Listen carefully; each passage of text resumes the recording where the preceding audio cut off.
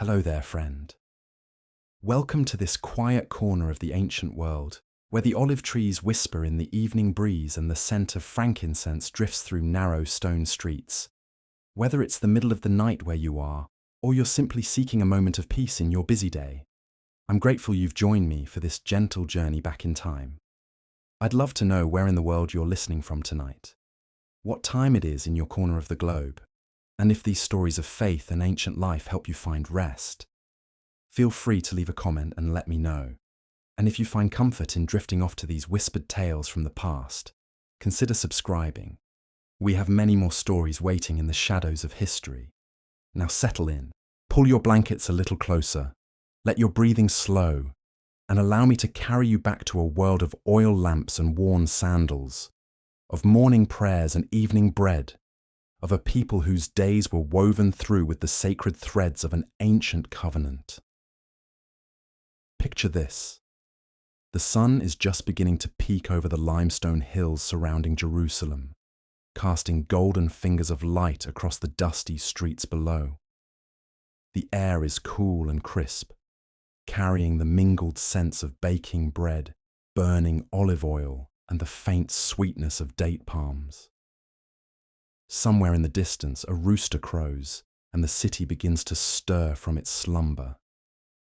This is the world of ancient Israel, where every sunrise brought both the promise of divine provision and the weight of sacred responsibility, where life moved to the rhythm of prayers and festivals, Sabbaths and seasons, where every meal was a reminder of God's faithfulness and every breath an opportunity for gratitude. But what was it actually like to live in this world?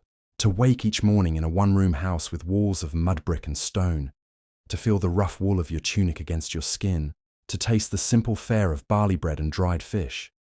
What did it mean to be chosen, to be set apart, to carry the weight of covenant in your daily steps through an often hostile world? Tonight, we'll walk those ancient streets together. We'll feel the dust between our toes, hear the call of merchants in the marketplace, and understand the profound beauty hidden in the seemingly ordinary moments of an ancient Jewish life.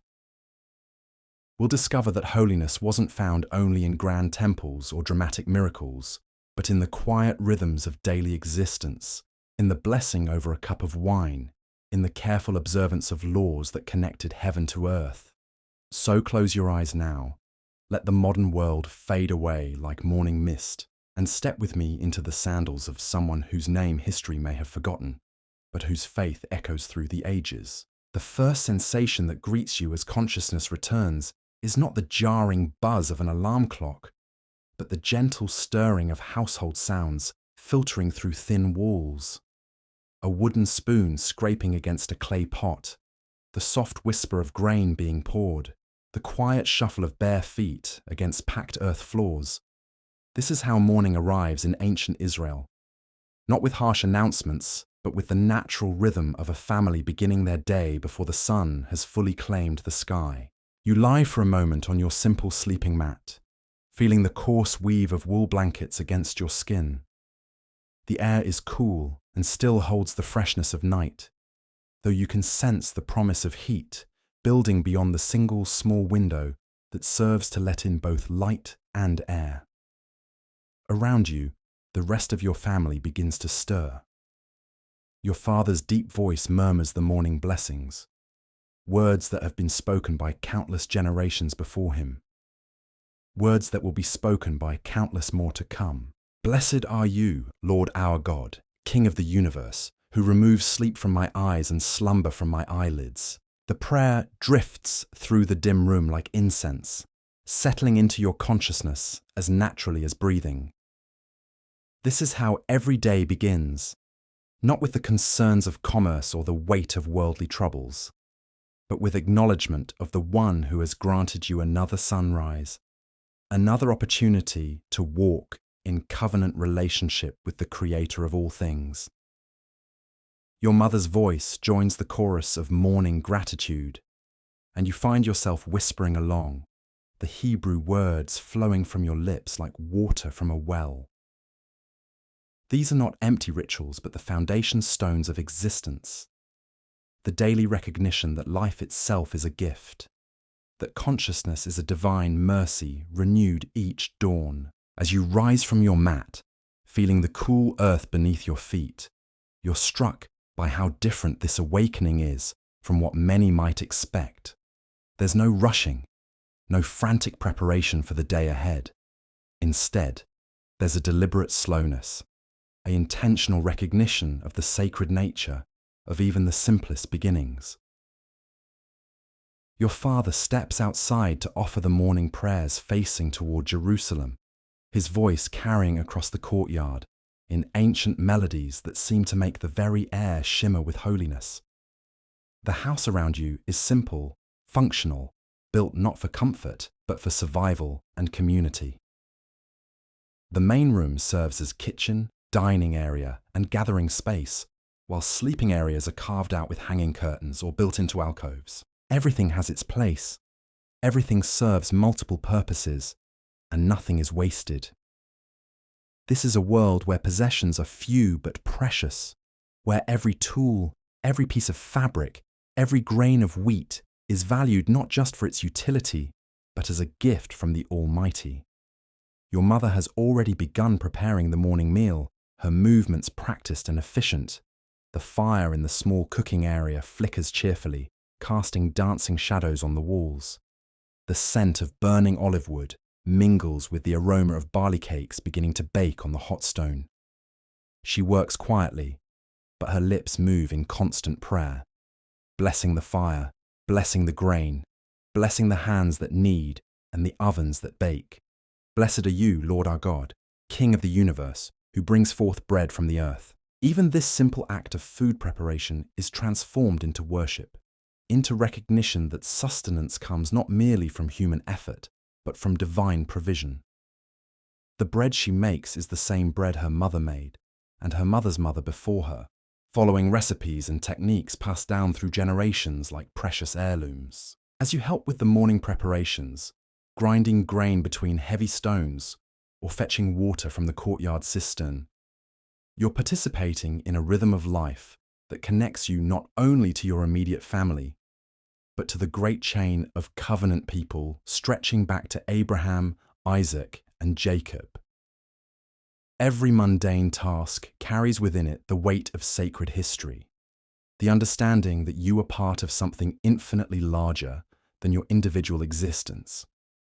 The water you draw has been blessed, the grain you grind has been tithed, the fire you tend has been kindled in accordance with laws that stretch back to Mount Sinai. Nothing is merely practical. Everything pulses with the recognition that the ordinary world is shot through with divine presence for those who have eyes to see and hearts to understand. Outside, the village is beginning to wake in earnest. You can hear the lowing of cattle, the bleating of goats, the cheerful chatter of children running between houses.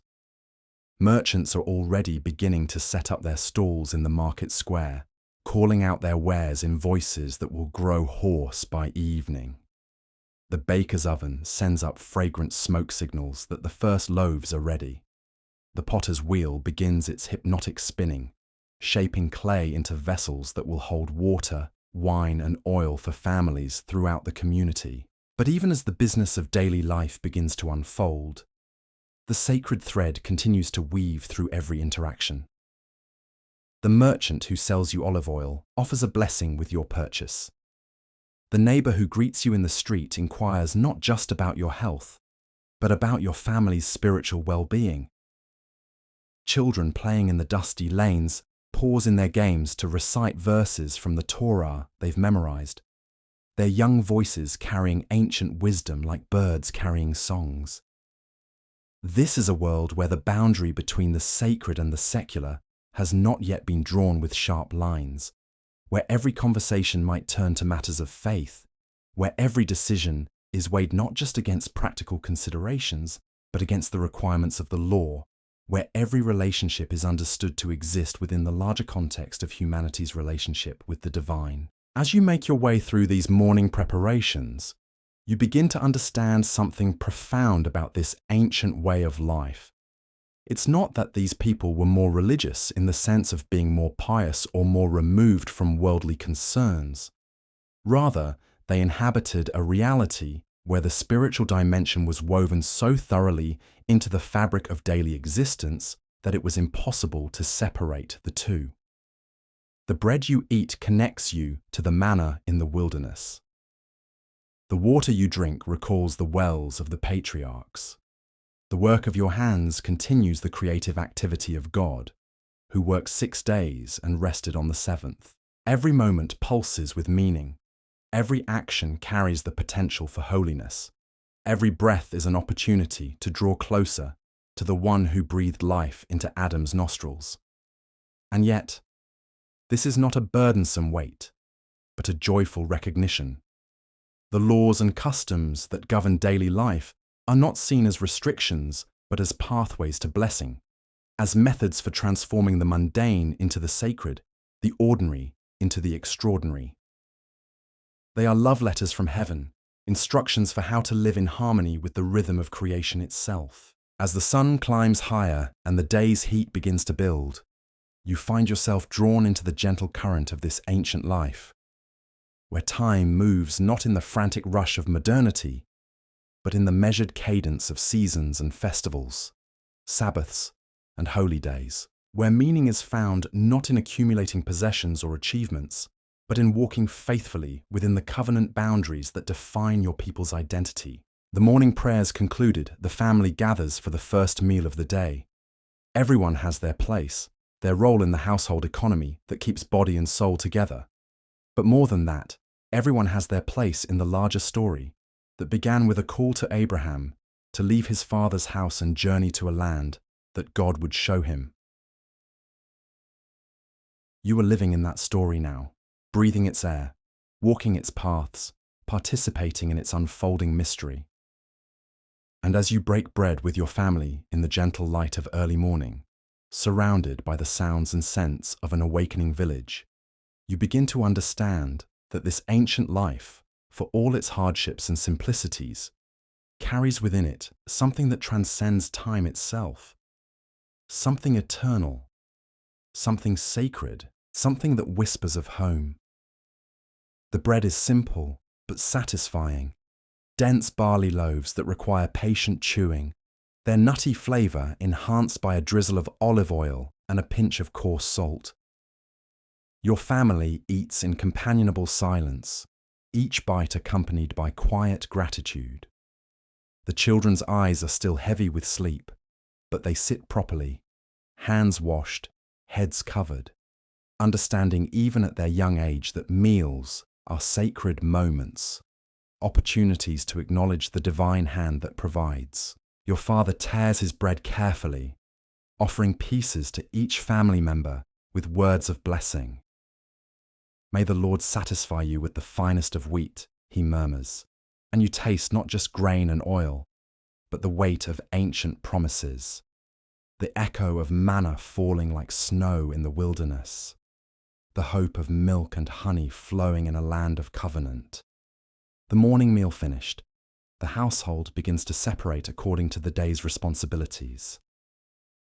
Your father will join the other men at the synagogue for morning prayers, then perhaps work in the family's small vineyard or olive grove. Your mother will tend to the endless tasks that keep a household functioning, tasks that seem mundane, but carry within them the profound responsibility of creating a space where holiness can dwell. But before the family scatters, there's a moment of connection, a brief consultation about the day ahead. Not just practical matters, though those are important too, but spiritual ones. Is anyone in need of healing prayers? Are there visitors to be welcomed? Widows to be cared for? The poor to be fed? In this community, your family's daily bread is never consumed in isolation from the needs of others. Your younger brother mentions that old Miriam, the widow who lives 3 houses down, seemed to be coughing badly yesterday. Without discussion, your mother sets aside a portion of bread and a small jar of honey. Someone will visit her today, not as charity, but as obligation, as the natural expression of a community bound together by more than blood or geography. Remember the stranger, for you were strangers in the land of Egypt, your father says quietly. And you understand that this is not ancient history, but living memory, not distant theology, but practical ethics. The bread you share with Miriam is the same bread that sustained your ancestors in their wandering, the same provision that flows from divine compassion to human need. As the family prepares to begin their separate tasks, you find yourself assigned to accompany your father to the morning prayers. The synagogue is not far, just a short walk through narrow streets, already busy with the commerce of early day. But every step is an education. Every corner turned reveals another layer of the intricate social fabric that holds this community together. The baker calls out his morning greeting, inquiring about your grandmother's health. The potter's wife stops her work to offer a blessing for safe travels. Children dart between the adults, their games incorporating the songs and stories they've learned, their play unconsciously rehearsing the great narratives that define their people's identity.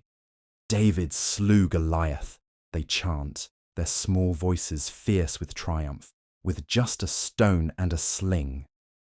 And you see in their bright eyes not just childhood imagination, but the living transmission of memory, the way stories become more than entertainment, become the very foundation of understanding who you are and why you exist. The synagogue building itself is modest, constructed of the same limestone that forms the walls of most houses in the village.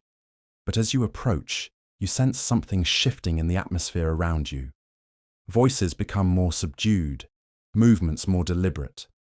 Men adjust their prayer shawls, check that their heads are properly covered, pause to wash their hands at the basin near the entrance. This is not mere ritual cleanliness, but spiritual preparation, the recognition that you are about to enter into the presence of the Holy One. Blessed be He. Your father places his hand on your shoulder, a gesture both protective and instructive. Remember, he whispers, we stand before the King of Kings. Inside, the synagogue is simple but dignified. No elaborate decorations, no golden ornaments, just clean lines and sacred space arranged for the community's encounter with the divine. The Torah scrolls rest in their ark, covered with embroidered cloths that represent the finest needlework the community's women can provide.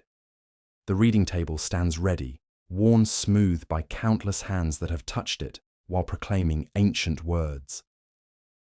The men gather, each taking his accustomed place, their movements creating a pattern of respect and familiarity. These are neighbors, craftsmen, farmers, merchants. But in this space, they are something more. They are the continuation of a conversation that began at Mount Sinai, the living links in a chain of prayer that stretches back through generations of ancestors and forward to generations yet unborn. The morning service begins not with fanfare but with quiet recognition. How goodly are your tents, O Jacob, your dwelling places, O Israel. The words flow like water over smooth stones, familiar yet always fresh, ancient yet eternally present. You find yourself drawn into the rhythm of communal prayer, your voice joining dozens of others in harmonies that seem to make the very air vibrate with devotion. Here in this simple room, surrounded by the scent of olive oil lamps and the rustle of prayer shawls, you begin to understand something profound about the nature of worship in ancient Israel. It's not performance, but participation, not entertainment, but encounter. Every man present knows the words by heart, has been shaped by their repetition, has found in their familiar cadences a pathway to the presence of God. The prayers move through their ancient sequence, each section serving its purpose in the architecture of worship.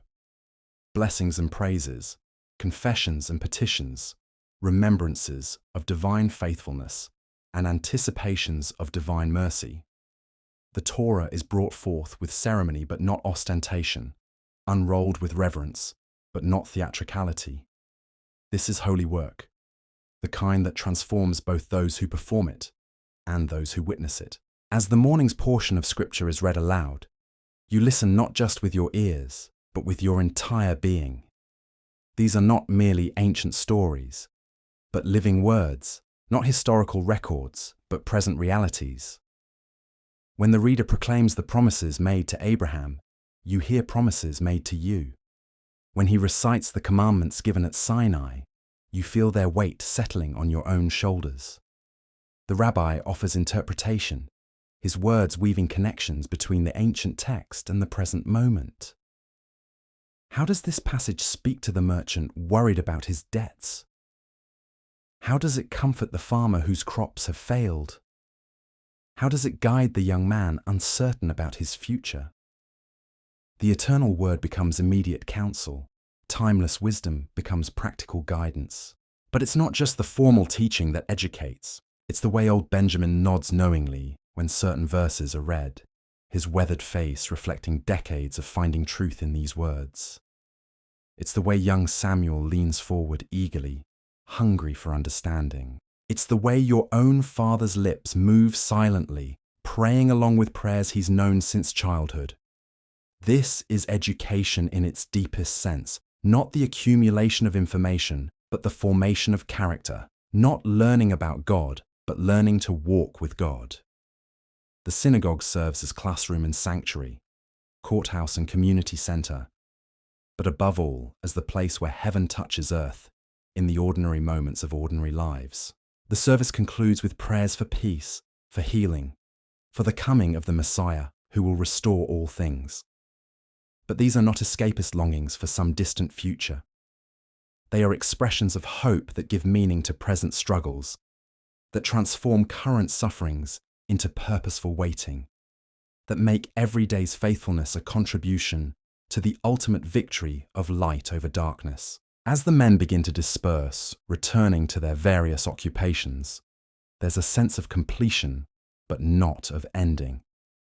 The morning prayers have set the tone for everything that follows, have established the framework within which all other activities will take place. Work will be done, but work sanctified by worship. Commerce will be conducted, but commerce governed by covenant principles. Relationships will be navigated, but relationships understood within the context of humanity's relationship with the divine. You walk home with your father through streets now fully awakened to the day's possibilities. The sun climbs higher, promising heat but not yet delivering it. The morning's coolness still lingers in the shadows, offering brief respites from what will surely become another day of Middle Eastern intensity. But you carry within yourself something that will prove more sustaining than any physical comfort. You carry the memory of communal prayer, the echo of ancient words, the assurance that you are part of something larger and more enduring than the circumstances of any single day. You carry the knowledge that you have begun this day, not with anxiety about its challenges, but with gratitude for its opportunities, not with worry about what might go wrong, but with confidence in the one who holds all things in his hands. The market square beckons with the promise of daily commerce, but even here, in the midst of buying and selling, the sacred threads continue to weave through every transaction. You accompany your mother as she makes her way between the stalls, her practiced eye evaluating grain and oil, dates and figs, pottery and cloth. But this is more than mere shopping. It's a dance of relationships, a web of connections that bind the community together in ways both practical and profound.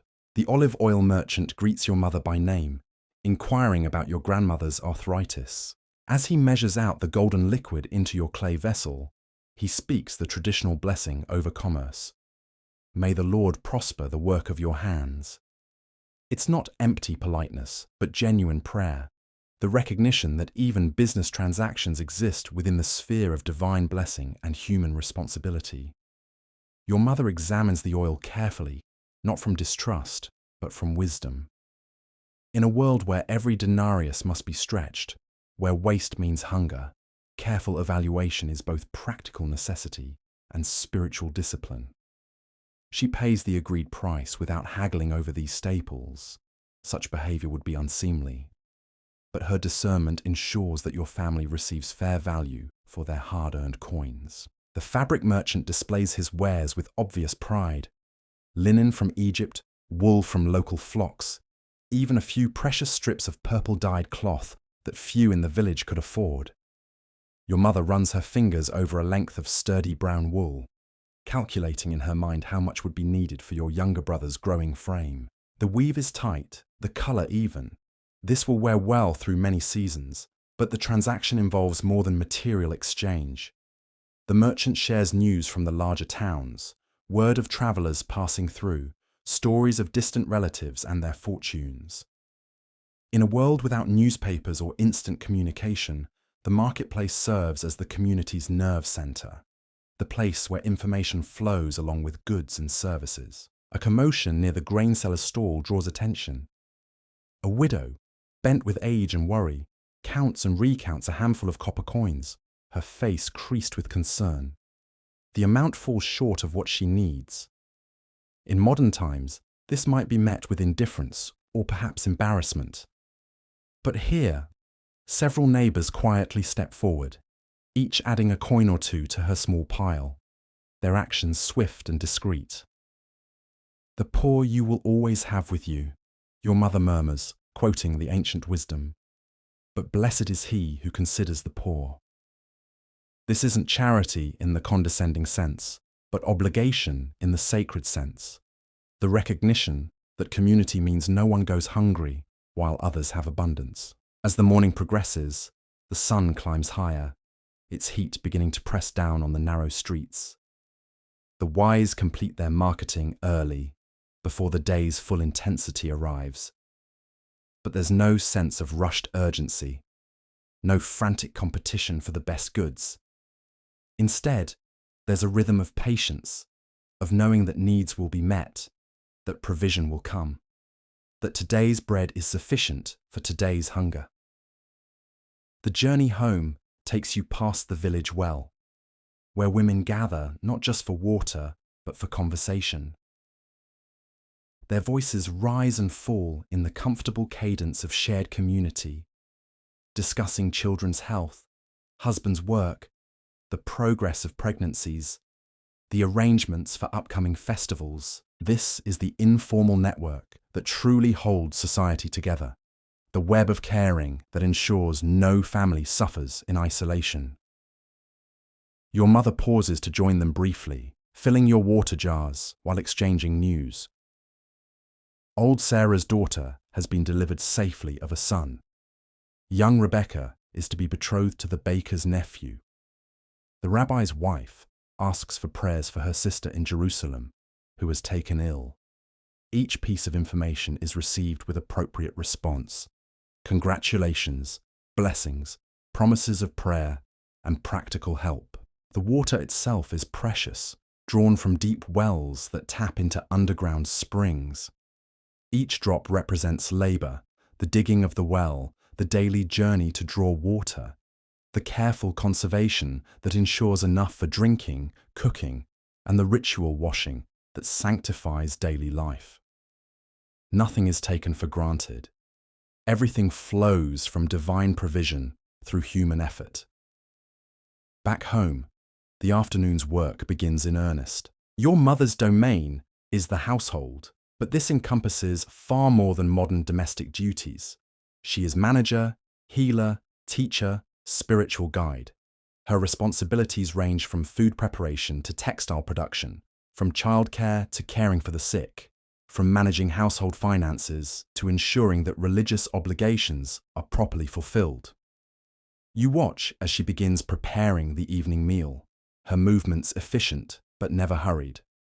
The fire must be tended, the cooking vessels cleaned and arranged, the ingredients combined with the skill that comes from years of practice.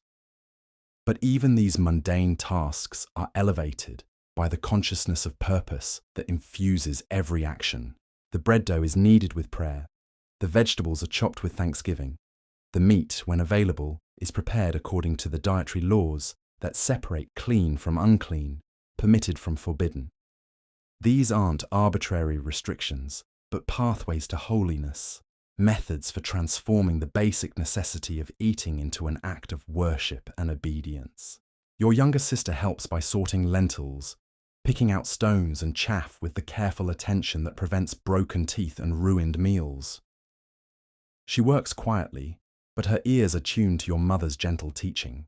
Stories of the matriarchs, explanations of the commandments, songs that carry both melody and meaning from generation to generation. The afternoon heat builds steadily, turning the small house into an oven. But there's wisdom in the architecture of survival. Thick walls keep the interior cooler than the blazing exterior. Small windows minimize the sun's penetration while still allowing air to circulate. The flat roof serves as additional living space where the family can retreat when the indoor temperature becomes unbearable. Your father returns from the morning's work in the olive grove, his clothes dusty, his face bronzed by sun and wind. He pauses at the threshold to wash his hands and face, not just for cleanliness, but for the transition from secular labor to sacred space. Even the humblest home is sanctified by the presence of those who walk in covenant relationship with the Almighty. The midday meal is simple but sufficient. Bread and cheese, olives and cucumbers, a handful of dates for sweetness. Your father offers the blessing over bread, and the family eats in companionable conversation. News is shared, plans are discussed, but always within the framework of faith that gives meaning to every decision. The afternoon hours bring their own rhythm. Your father studies a portion of Torah, his lips moving silently as he works through difficult passages. This isn't academic exercise, but spiritual discipline, the daily encounter with divine wisdom that shapes both thought and action. The words he reads today will influence decisions he makes tomorrow, will guide conversations he holds with neighbors, will inform prayers he offers for family and community. Your mother uses these hours for the textile work that supplements the family's income. Her spinning wheel turns steadily, transforming raw wool into thread that will become cloth, that will become garments, that will protect bodies and provide modest covering. But her hands work while her mind prays, each revolution of the wheel accompanied by petitions for family, community, nation. The children have their own afternoon responsibilities. Your younger brother practices writing Hebrew letters on a wax tablet, each character carefully formed under your father's watchful eye. Education isn't separate from faith, but inseparable from it. Learning to read means learning to read the sacred texts. Understanding numbers means understanding the calendar of festivals and holy days. As the sun begins its descent toward the western horizon, the pace of activity shifts once again. The day's heat starts to break, offering the promise of evening coolness. Voices carry differently in the changing air. Somewhere in the distance, a shepherd's pipe plays a melody that speaks of green pastures and still waters. The evening meal requires more preparation than the simple midday fare. This is the day's primary gathering, the time when family comes together, not just for nourishment, but for connection, for the sharing of experiences, for the reinforcement of bonds that will sustain them through whatever challenges tomorrow might bring. The smell of baking bread begins to fill the house as your mother checks the oven built into the courtyard wall. The loaves are browning perfectly, their crust developing the golden colour that promises flavour and satisfaction. The aroma draws the family together like an invisible thread, creating anticipation for the communal meal that will mark the day's end. But the evening meal is more than food. It's ceremony, ritual, sacred time carved out of ordinary hours. The table is prepared with care, the best vessels brought out, the wine mixed with water according to custom. Your father will preside, but your mother's work makes the gathering possible. Her efforts transforming simple ingredients into an occasion for gratitude and blessing. As shadows begin to lengthen across the courtyard, you feel the subtle shift that marks the transition from day toward evening, from labor toward rest, from the scattered activities of individual work toward the gathered unity of family worship. The day has been full but not frantic, productive but not driven by anxiety, ordinary in its elements but extraordinary in its consciousness of divine presence woven through every moment. Soon the evening prayers will be offered, The day's final meal will be shared, and night will settle over the village like a gentle blessing. But the memory of this day will linger, not because anything dramatic has occurred, but because every small moment has been touched with meaning. Every mundane task has been elevated by awareness of its place in the larger story of covenant and calling. In this ancient rhythm of daily life, you've discovered something that transcends time itself. The profound beauty of existence lived in conscious relationship with the divine, where every breath is gratitude, every meal is sacrament, and every sunset is a reminder that this day, like every day, has been a gift from the one who numbers our days and knows our hearts. The evening settles around you like familiar robes, carrying with it the promise of rest and the satisfaction of a day well lived in service to both human need and heavenly calling. And in this gentle close of another day in ancient Israel, you understand that holiness isn't found in grand gestures, but in faithful presence.